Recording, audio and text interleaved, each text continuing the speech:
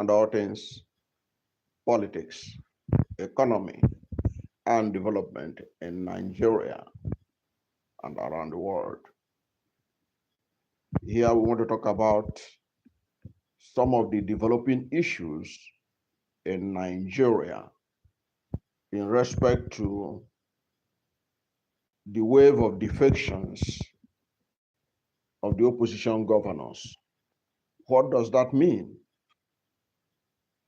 to the coming election in Nigeria? Because the wave of defections is getting much more complicated, if you know what I mean. Even people you think have no business defecting, they are defecting, and they are planning to defect. So what does this mean? Does it mean that the 2027 election is over, even before it began? Is that what it means? That the 2027 presidential election in particular is over for the presidential candidate of the Labour Party in the 2023 presidential election, Peter Obi, and the presidential candidate of the People's Democratic Party in 2023, Alhaji Atiku Abubakar.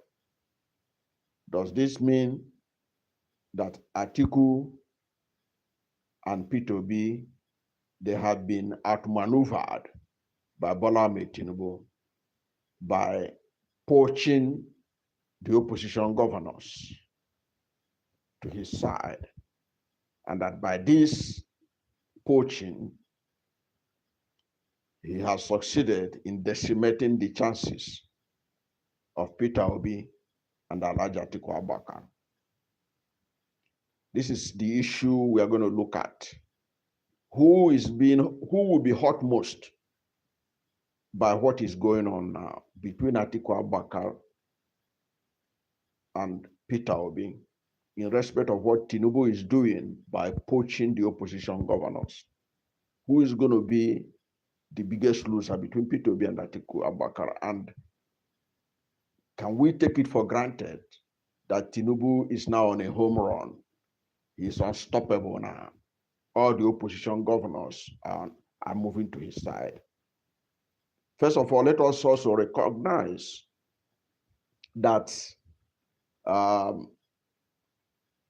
more PDP governors are planning to join APC. That is how bad it is right now for the opposition parties.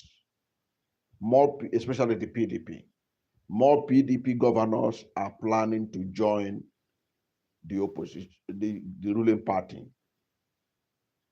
And they are all singing the same tone. They want to be at the center. The last time we checked, the PDP governors that have already moved to the APC under this ongoing defection wave include, the first was the governor of Delta State, Governor Sheriff Oborewore, followed by Omo Eno, the governor of Akwa Ibom State. And all these people moved with their structures, the structures of PDP to APC. Then after Omo Eno, then enters Enugu State. Now, Enugu State Governor and Omo of Akwa Ibom, they presented a special case. Now, these two people, they were scared of second term, whether they can get it or not. And they panicked. It was in panic that they moved to APC because they are not sure of themselves. So when they were allegedly coerced, they succumbed easily.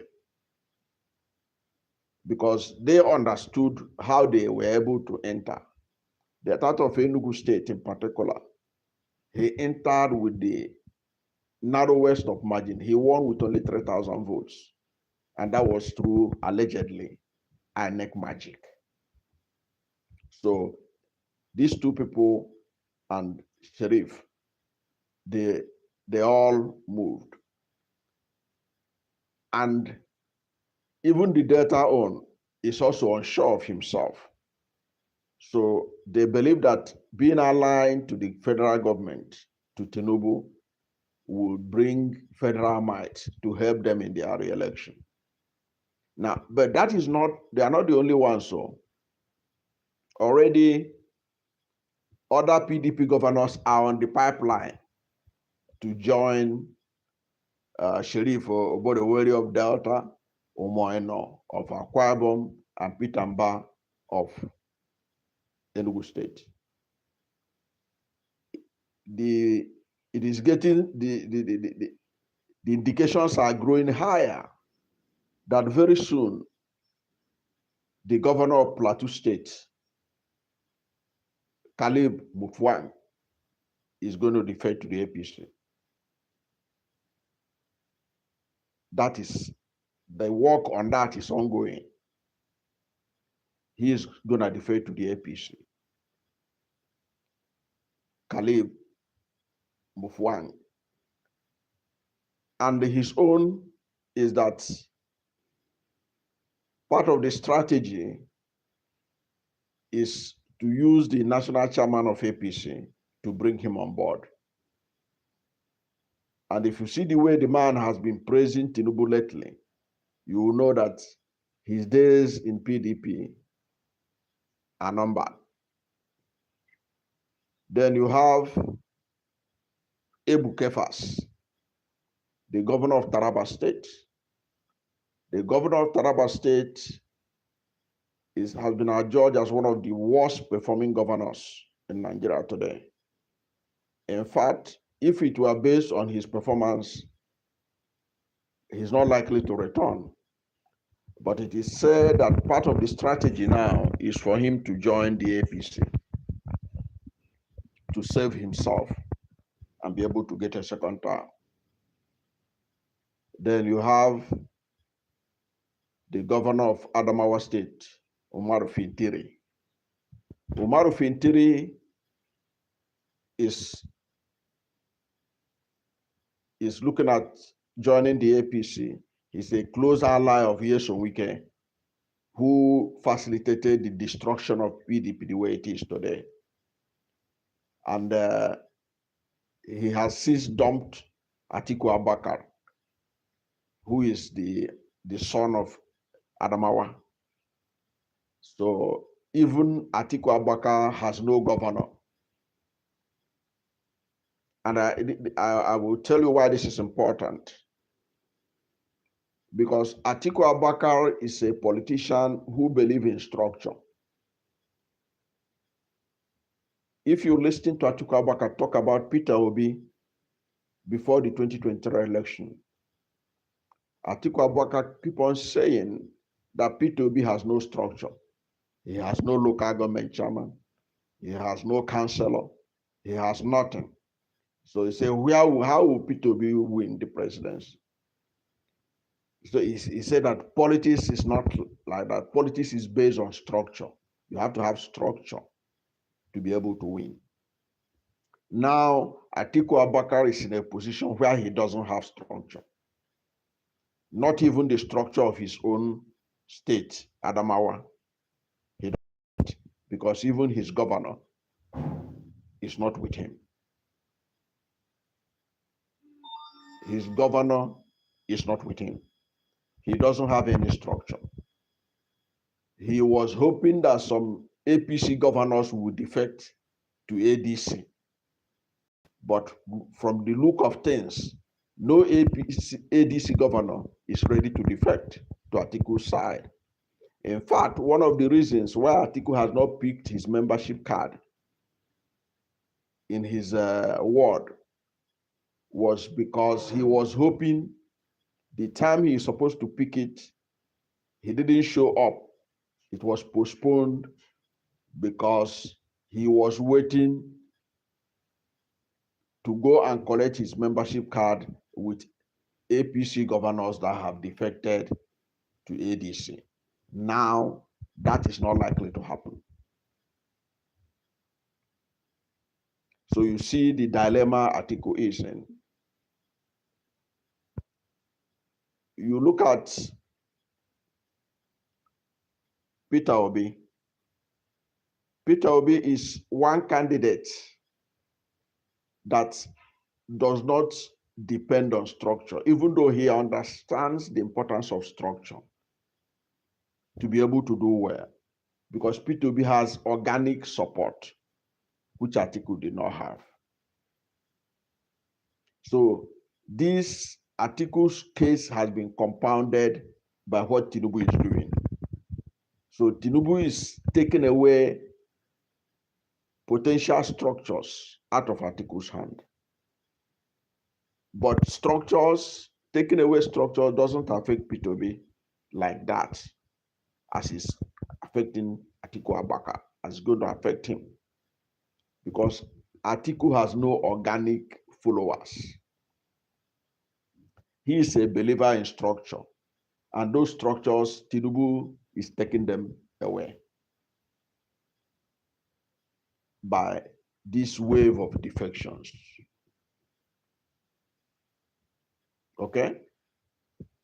But as these governors are moving to APC, does that mean that Tinubu is going to have a walk in the park in the coming election? The answer is capital no. Tinubu is not going to have a walk in the park to be re-elected. The only thing working for Tinubu now is because he is working with the mindset that the institutions are in his favor. What are the institutions?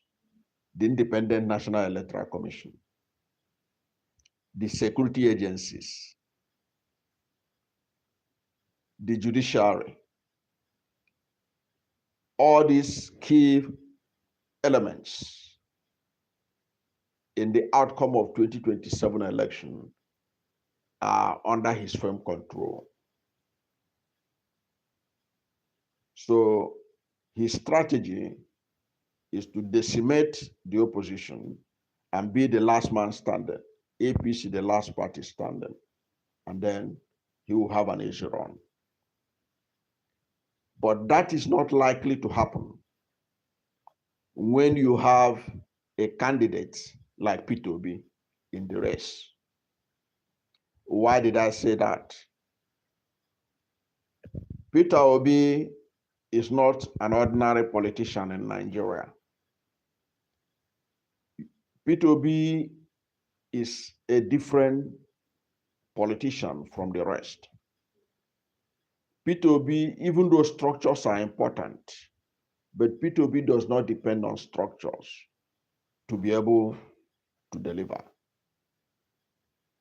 If you are in doubt, look at what happened in the last election. The party with the highest structure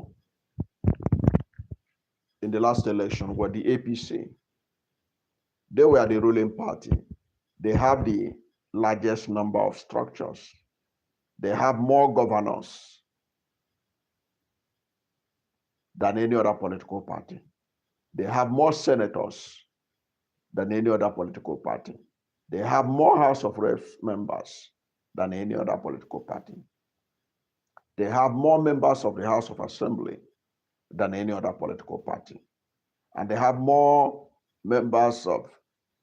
chairmen of local governments than any other political party in Nigeria. That structure of APC was followed by the structure of the PDP. PDP had big structure. They have over 11 governors or thereabout. They have senators, several senators, several House of Reps, several state assembly members, several local government chairmen. But Labour Party had none, not even a councillor. But what happened in the election? Peter Obi flawed all these structures of APC and PDP and was cruising home on a home run with over 10 million votes before INEC allegedly shut down the transmission of the result because of him. So if Peter Obi can be able to generate 10 million votes without structure in 2023, what more now? When even the Tinubu himself have been tested and found out to be a total failure in all instances of development. There is no area of human development that Nigeria has done well in the last 2 years. There is virtually nothing. Even what they celebrate now as success can only be celebrated by people who have low expectation. Let me give you an instance. Tinubu met Naira and the dollar at the rate of, in the black market, $1 to about 750 Naira under Buhari. At the I&E window, that's the official window. The I&E window is called import and export window through official channel. Dollar was selling at the rate of 400 to 430 Naira. Today, under Tinubu's flotation of the Naira, Naira rose to 2,000 to the dollar. Today is coming down to 1,500, and people are celebrating it as an achievement. That shows you the low expectation they have of the nation. That you met the dollar at the black market 760, 750. You took it to 2,000, and now it's coming down to 1,500, and you are clapping for yourself that the Naira is stabilizing at the expense of the suffering of the Nigerian people. So there's a lot going on that shows that there is no way in a free and fair election, Nigerians will re-elect Tinubu, despite the defection of the governors. The governors are enjoying. They say they have more money now than ever before. That's what we are told. They are getting more money now than ever before. So if they are getting more money now than ever before, it means that they are the ones enjoying, but the ordinary Nigerians are not enjoying. The ordinary Nigerians are suffering. The ordinary Nigerians are feeling the pinch. Okay? So it is disingenuous to believe that because governors are enjoying, they are getting more money and they are defecting, that translates to ordinary people of Nigeria enjoying with the governors. So their defection cannot translate to the whole state moving with them. They can move, the government officials can move, because they are the ones enjoying whatever they are enjoying, but not the ordinary people. The ordinary people are suffering.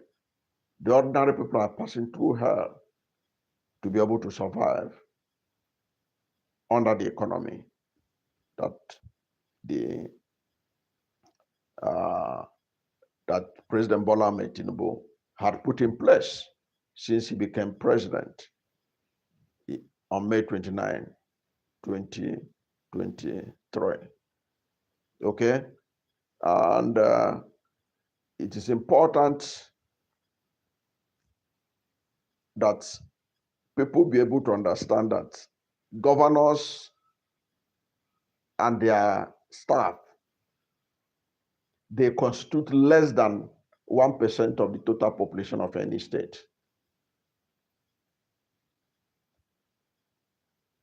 Okay? So that they are enjoying does not mean that others are enjoying with them.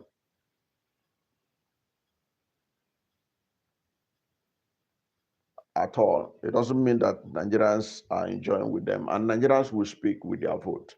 Just as what happened during 2023 election, when nobody gave Peter Obi chance. People are still underrating him. That's basically why I'm doing this live, to remind people where we are coming from, where Peter Obi was coming from, before you write him off that 2027 is over, because the governors of APC, the governors of PDP are defecting to APC.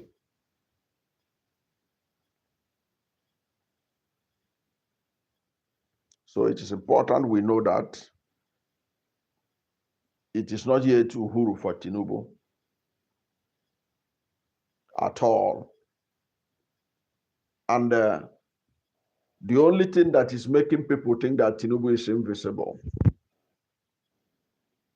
is basically because in this country, Nigerians have mortgaged their rights. Because if you have not mortgaged your rights and you believe in voting and defending your vote, if Nigerians in unison decide that their votes must count, there is no way Tinubu can come back if the vote will count. Because you cannot reinforce failure, as former President Obasanjo used to say. The Tinubu administration has been a colossal failure. Well, and the mindset, the propaganda they are selling to people is shocking, and some people are buying it.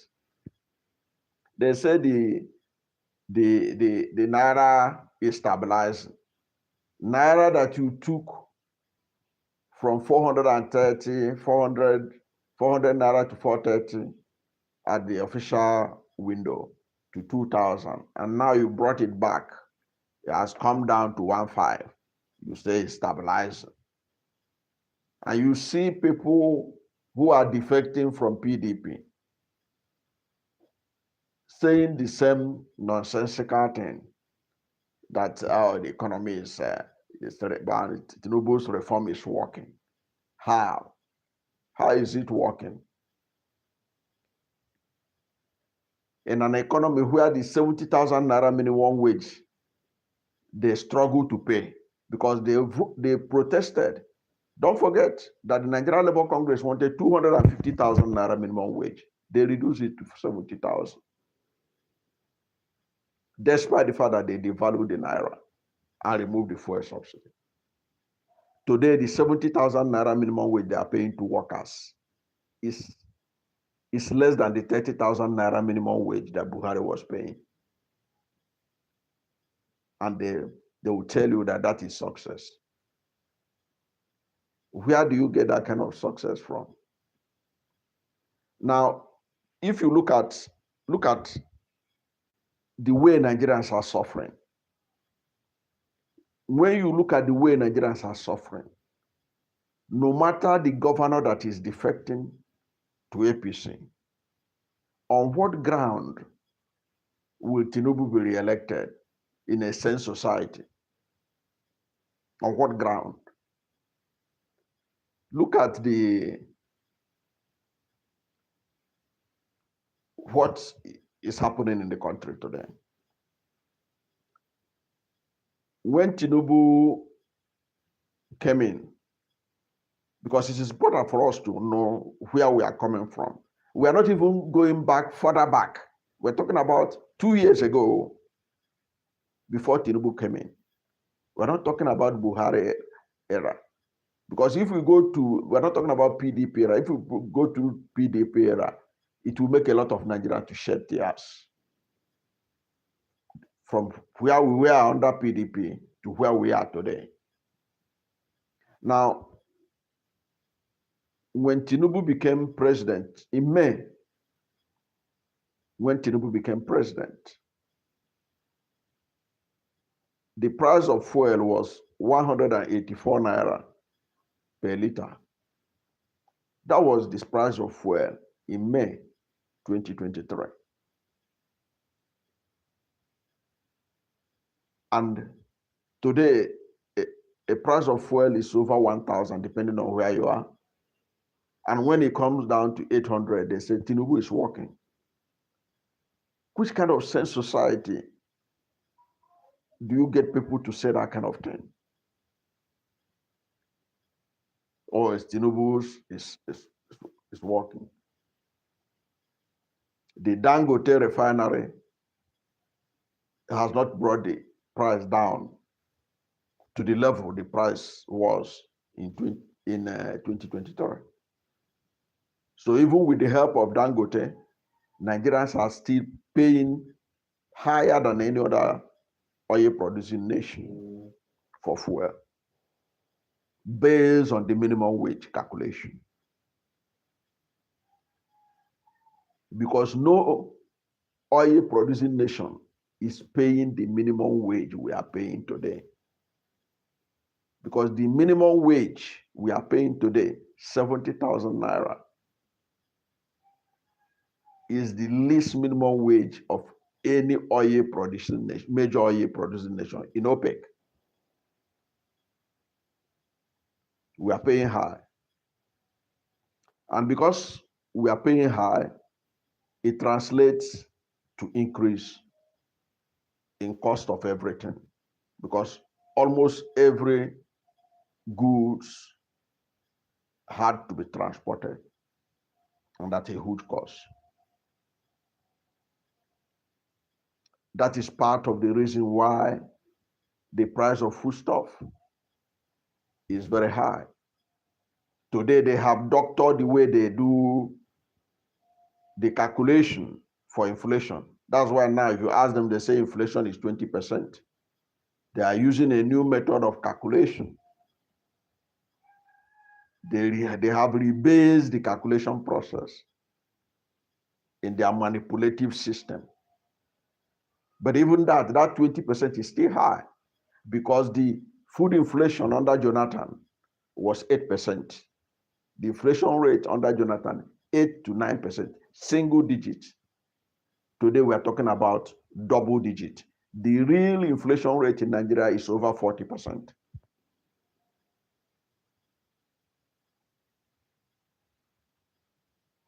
Over 40%. So who will vote for the president of any country in which the food inflation is 40%? Because the cost of fuel increased by over 500%. Because you are buying fuel, by May, you were buying fuel by 184 naira per liter. And you are now buying it at over 1,000. Some places 950. What does that tell you? It means that there is hunger in the land. And the government has also failed in providing security. Farmers cannot go to farm. Millions of Nigerians are displaced from their homeland. This is very common now in most of the middle belt or north central Nigeria. And it's not only there, even in the northwest. Many parts of Katsina State today, they are derelict land, abandoned. Communities were sacked Bandits are in control in many states in the northwest, northeast, north central, including Niger State, that is a few kilometers from Abuja. Farmers cannot go to farm because government has failed to provide security. So you are talking about a situation where the food is beyond the reach of the average Nigerian. And then the average Nigerian cannot go to farm. That is double jeopardy for an agrarian society like Nigeria, where the occupation of majority of Nigerians are farming. Over 80% of Nigerians, they survive by farming. But this huge percentage no longer have access to their farmland.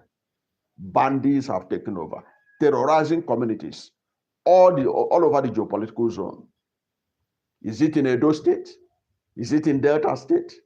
Is it in the Southeast? Is it in the Southwest? Only early last year, the Metiala has to sign peace accord with Yoruba farmers, Southwest farmers.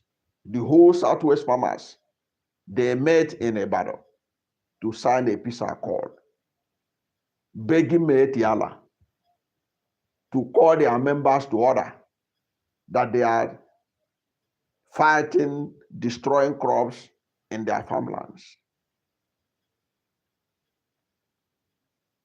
And you have stories of all kinds. Women now cannot go to farm on their own. They have to move in group with people to provide security. In this Nigeria, that is how bad the situation is. Is this what people want to continue? Is it what people would like to continue because their governors defected? So how does the defection of Governor Eno, the defection of Governor Oborowore, the defection of Peter Mba, has that made the farms open now that people can go to farm and return in peace? The APC control federal government. Is Benue State not APC control? Why can't farmers in APC in Benue return to their farms? Why do we have 2 million IDPs in Benue State and nobody's talking about their return? Is that what you want to continue? It was Albert Einstein that said that the definition of madness is doing the same thing all over again and thinking that there will be a different result. That is what you will get if you think that Nigerians will go for Tinubu because their governors have defected. I will come to the reason, to the issue of the electoral reform, because that is where they're also they're exploiting to ensure that we don't have free and fair election. Now look at how Tinubu has brought suffering beside the fuel price, which added to our poverty. Fuel price he met at 184 is now over 1,000 naira, depending on where you are buying from. Look at electricity tariff. Since Tinubu came in, electricity tariff has gone up by over 300%. And despite this high tariff, the blackouts continue. People still spend over 70 to 80% of their productive resources on buying fuel, buying gas to power their production, exacerbating unemployment, low productivity in the country. And you are also taxing them more They are taxing more. More taxes are coming. If Nigerians know what is ahead of them in 2026 in terms of tax, if the anger of taxation of 2026 that is coming, when it will sink in, is going to help to sink the administration. I can tell you.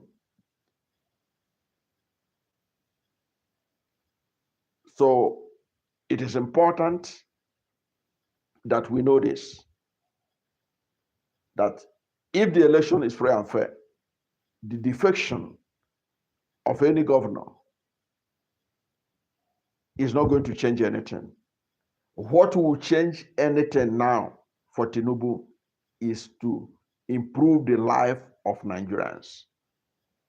And the only way he can do it is to return the fuel to where he met it. 184 naira today, a liter. 184 naira per liter. That's where he met it. Anything short of that, he has not done nothing. Because he did not only remove the fuel subsidy that led to this hike of 500% increase in cost of fuel, he floated the naira, double jeopardy for the Nigerian economy. It is not for nothing that Buhari resisted the pressure to float the naira after he floated it once and discovered that that was a bad idea. So this is not for nothing. Now you have floated the naira. You have refused to increase the salaries of workers to commensurate, to be in line with what you have done with the currency. The politicians are enjoying. But anytime you say increase the salaries of teachers, they say no, teachers, there are too many. But the politicians, they are enjoying all kinds of allowances. Even this tariff on electricity, they're not feeling it.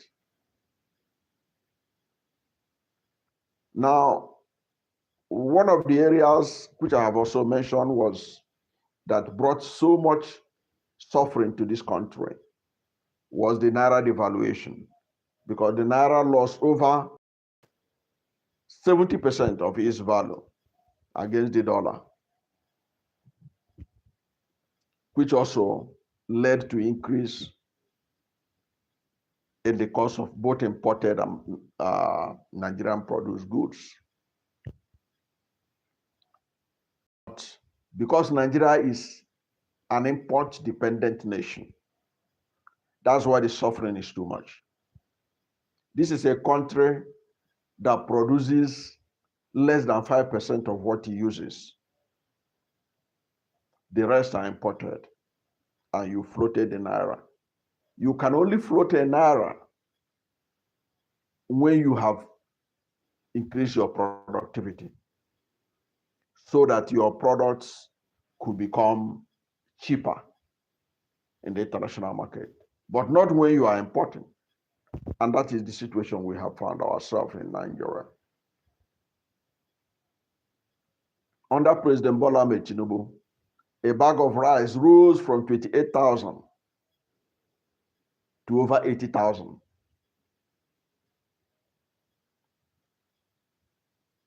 Can you imagine that? A bag of rice rose from 28,000 to over 80,000.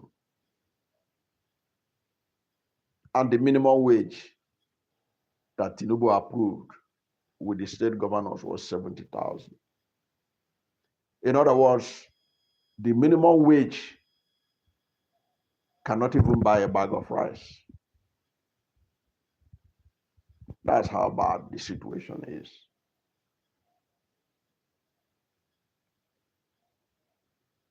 How much were you buying a sachet of pure water before? And how much is it today?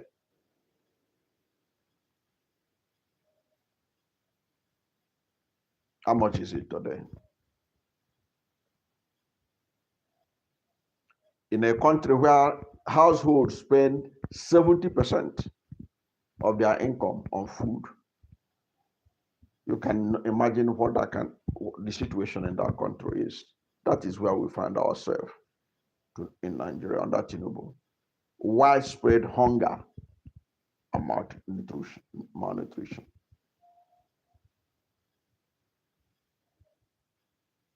Right now, as I talk to you, the youth unemployment in Nigeria is over 60% as at the second quarter of 2025.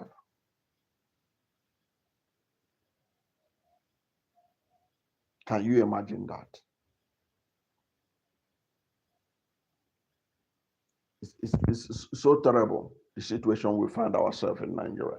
And people are thinking that the defection of governors is going to make it a home run for Tinubu.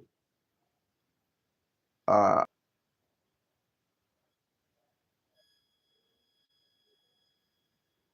do not agree with you on that, my brother. It's not that we are borrowing to pay subsidy. Who are we borrowing from? Who are we borrowing from? We know we are borrowing, but to say that we are borrowing to pay subsidy, that's not true. Are we not borrowing now? Despite the removal of fuel subsidy.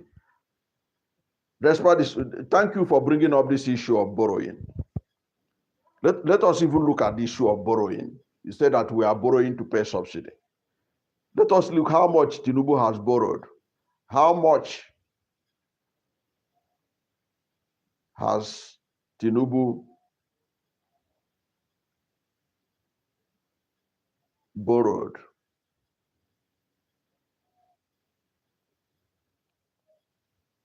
Since May 29.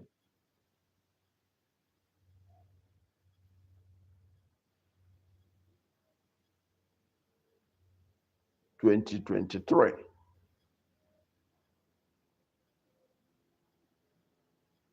when he became president. Let us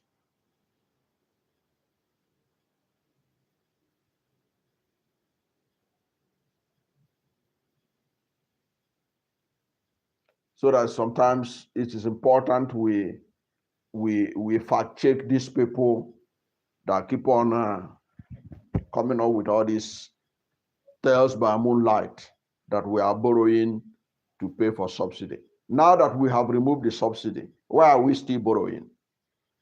Don't forget that President Bola Ahmed Tinubu, in coming to office on May 29, 2023, removed the fuel subsidy. So we ought to be reached from that. So why are we borrowing? Because he brought up this issue, because that's some of the stories people tell, that they borrow money to pay subsidy. Now that there is no more subsidy, why are we still borrowing? What are we doing with what we are borrowing? Now, since President Bola Ahmed Tinubu took over on May 29, Nigeria's public debt stock has surged significantly, driven by fiscal deficits. Okay? The Debt Management Office reports that total public debt, federal, state, and FCT, stood at approximately 87 trillion. That was the debt of Nigeria before Tinubu became president. Okay? And what is it today? 152 trillion. 87 trillion debt to 152 trillion debt. So why do we have this huge amount of debt?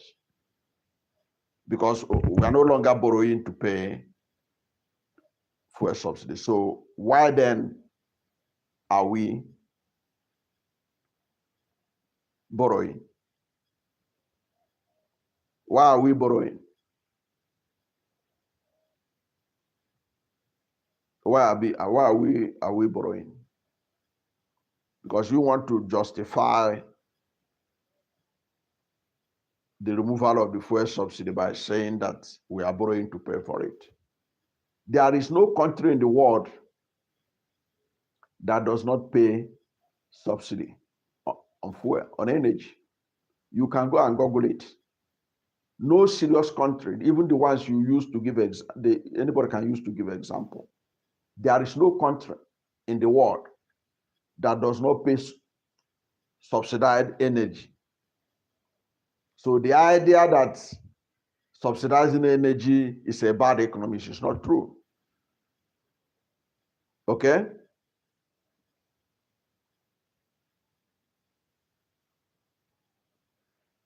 There is no country in the world that does not subsidize energy. No country.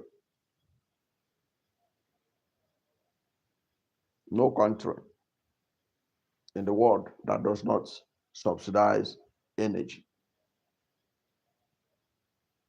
You say, bros, the situation was really bad. The governor could barely pay what? They could barely pay what? They could barely pay salary. You see, that's some of the argument that doesn't make sense. The governors, if they were not able to pay salary, what they are paying now,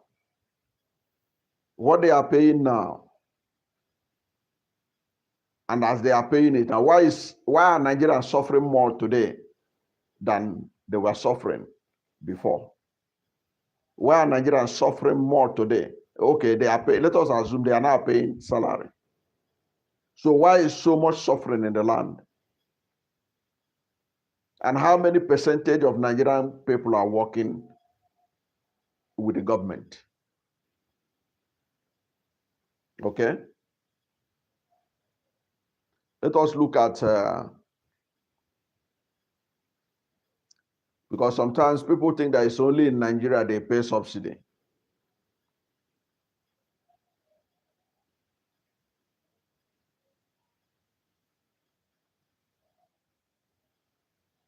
Let us look at countries and the percentage spent on energy subsidy.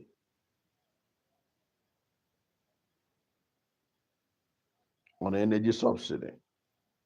Because there's no country in the world that want to grow that cannot subsidize energy to balance its economy, to make it productive, to make life better for the people. So the idea that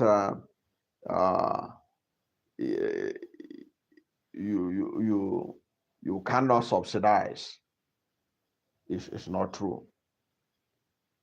The corruption in the subsidy regime, if we are a caring society, could have been better managed.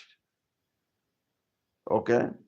Because who are those who are beneficiaries of the subsidy scams? They are the politicians and their cronies. Now, if you look at fuel subsidy,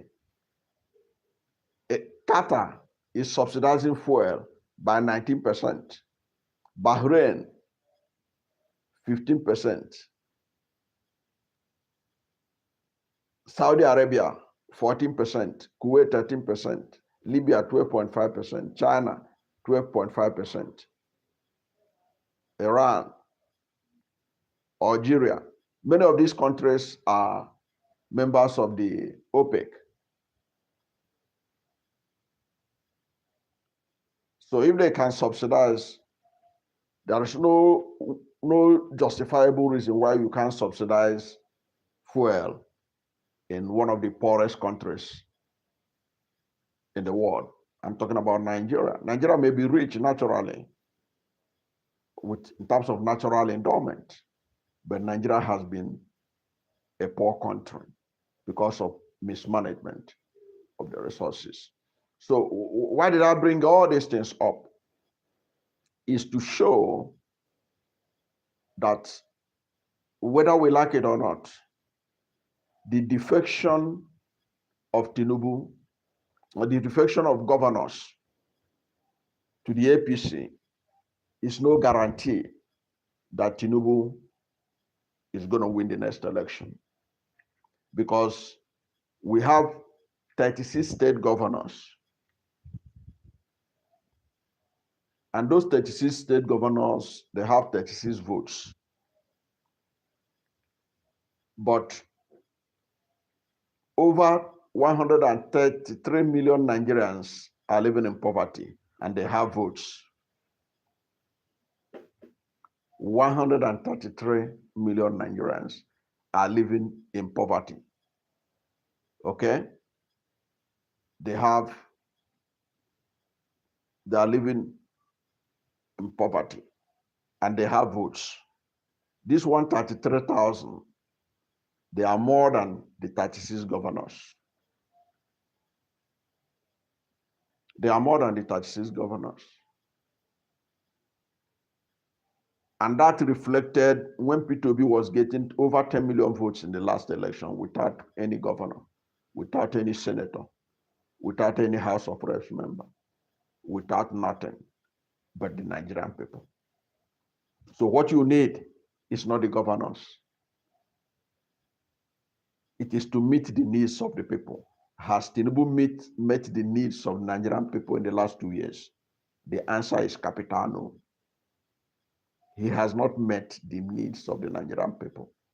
And what are their needs? The simplest of the needs of the Nigerian people, the simplest, which any government in the world is the easiest to deliver, is to provide protection for lives and properties. That is the simplest responsibility and the number one responsibility of any government. This simple assignment, President Bola Ahmed Tinubu has failed woefully. Because all you have to do, go and compare the number of people that have been killed under President Bola Ahmed Tinubu in 2 years to the number of people that have been killed under the previous administration. Okay, so that you'll be able to get an idea of how terrible the situation is. Okay.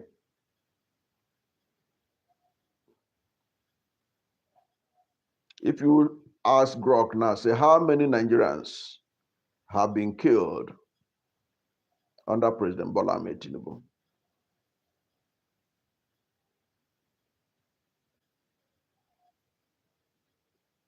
How many Nigerians have been killed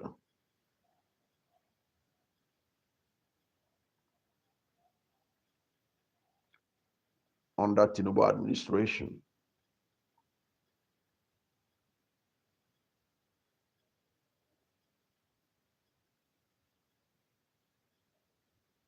How many Nigerians have been killed under Tinubu administration? You'll be shocked, the numbers. Is that what you want to continue?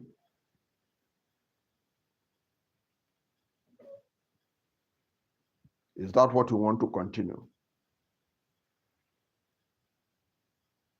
Amnesty International estimated that conservative number, over 10,000 Nigerians. That's Amnesty International. And Amnesty International said that this number is even underreported, because there are many killings going on that are not reported. There are many killings going on in Nigeria that are not reported. So Grok is telling me, showing me here,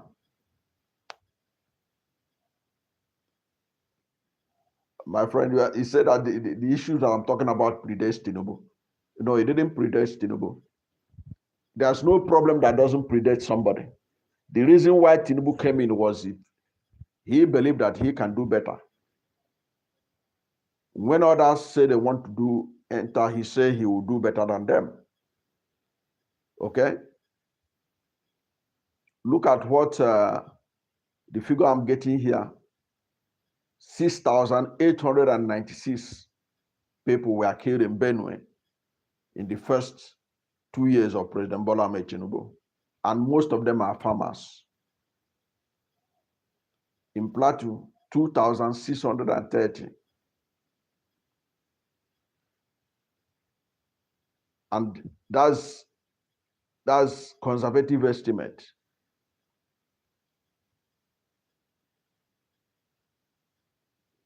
You have 12,584 abducted.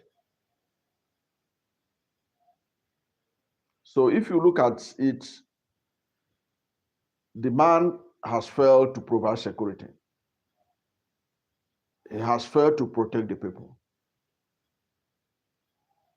That means there is no justifiable reason for him to be re-elected. And for him not to be re-elected, there had to be a reform in the electoral process, amendments to ensure that the votes are safe. And if the votes are safe, and one man, one vote is guaranteed, it will be almost impossible for Tinubu to get re-elected. If the votes will count, if the number of hungry Nigerians hit the polling units, I don't see any governor that will make people to vote for Tinubu. Of course, there are this saying that the APC, they have weaponized poverty, that they are going to buy votes on the election day. But the hunger in the land has reached to the level where people will collect the money and still vote their choice. Even the security agents that will be manning the polling unit, don't they go to the same market with every other person? They go to the same market. The extra 1,000 naira, 500 naira that the APC will give on election day, it will soon be gone. Even there at the polling unit, you can buy a few, take some snacks, and the monies are gone. But the hardship will remain. So what is important is for Nigerians who are suffering under the APC to go out there, get their PVC, vote and defend their votes, polling unit by polling unit. Let everybody be a polling agent to ensure that the right things are done at each polling unit. When all the hungry Nigerians get to that polling unit in 2027 and protect their votes, it will be difficult for Tinubu to return when these people give their verdict in line with his performance, which everybody could see. Anybody who has access to the internet can see how Nigeria was even under Buhari before Tinubu came in and how it is today. The only people clapping for him are those who are benefiting from the system. No average Nigerian who earn honest money is clapping for them. That is the truth. So there is no way that under the climate of the economy that the APC and Tinubu can win or defeat Peter Obi in 2027. Unless they were able to perform magic that will improve the life of Nigerians in the coming 2 years. And it's difficult to see the magic they can be able to perform. I don't know what you think about this, but my friend, this is where we're going to call it a day for this live interaction where we share about the state of our nation. And in this case, we looked at the wave of uh, defections by opposition governors, and to show that that's not a guarantee that Tinubu is going to return, because the governors are just 36 in numbers. Even if all of them vote for Tinubu, the hungry Nigerians, who are over 133 million, who constitute the majority of Nigerians, the suffering masses, when they speak in one voice and say enough is enough, no defecting governor can. So thank you for watching this video. And if you are new to my channel, you have not yet subscribed to my channel, please subscribe to my channel, hit the subscription button, hit the notification bell. When you subscribe to my channel and hit the notification bell, anytime I have a new video, you'll be among the first to know. God bless you. Thank you for watching. And amazing. Thank you for the interaction. God bless you. We want a better Nigeria. But that's new Nigeria we are looking for. Unfortunately, it's not what Tinubu can provide.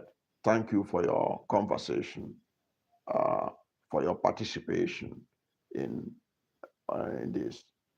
Thank you. Thank you. God bless you. God bless you, bro.